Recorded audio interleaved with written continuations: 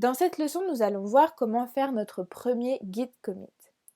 Nous commençons avec le dossier de notre projet Git Learning Journey, contenant notre dépôt .git ainsi qu'un fichier journée.txt. Notre fichier ne se trouve que dans notre répertoire de travail. Il ne fait pas encore partie de la zone de dépôt et donc nous ne suivons pas ces changements ou ces modifications. La première commande que nous pouvons utiliser et qui va nous indiquer l'état de notre répertoire de travail et de la mémoire intermédiaire est git status.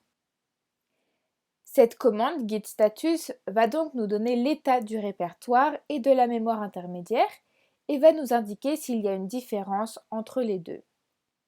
Voyons voir un exemple. Donc on va dans le terminal, on entre git status et on voit qu'il n'y a pas encore de commit. Mais il y a des fichiers non indexés. Et le terminal nous conseille d'utiliser la commande git add pour inclure les changements du fichier. Enfin, il nous montre notre fichier journée.txt. Donc notre fichier journée.txt n'est pas indexé, il n'est pas encore sous contrôle de version. Le terminal nous a dit d'utiliser la commande git add pour inclure les changements du fichier. Mais que fait la commande git add? Cette commande copie notre fichier depuis le répertoire de travail vers la mémoire intermédiaire. Voyons voir comment cela fonctionne. Donc, dans le terminal, on entre git add, puis le nom du fichier, donc journée.txt. Et là, on voit à droite qu'un fichier index a été créé. Et ce fichier représente en fait notre mémoire intermédiaire.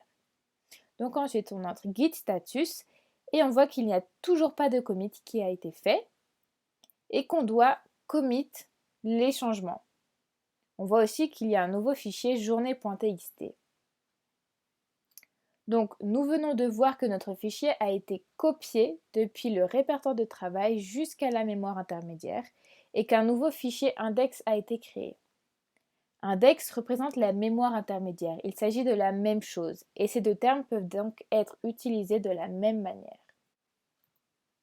Donc maintenant que nous avons les fichiers dans notre mémoire intermédiaire et que ce sont ces fichiers que nous voulons sauvegarder comme nouvelle version de notre projet, alors nous sommes prêts à faire notre git commit. Commit en anglais est un verbe mais aussi un nom. Le verbe to commit signifie sauvegarder et un commit, le nom, veut dire une version de notre projet. La commande pour sauvegarder est donc git commit-m. Puis on écrit un message entre guillemets qui indique la plupart du temps les changements que nous avons faits. Cette commande va prendre une photo de la mémoire intermédiaire et ensuite elle va faire un hash de cette photo.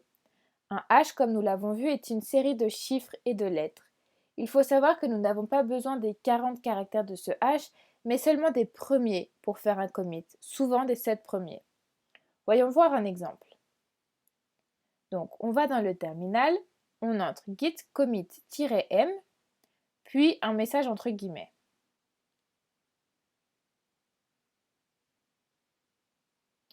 L'ensemble de chiffres et de lettres 1, 8, 3, D, 6, 4, F représente les 7 premiers caractères du hash. Si on va dans le dossier .git, on peut voir le dossier objects qui regroupe les commits du fichier. C'est l'historique des commits, l'historique des modifications. Ce qu'on vient de faire, c'est une photo de notre mémoire intermédiaire. On a ainsi créé notre premier commit qui contient le hash 183D64F.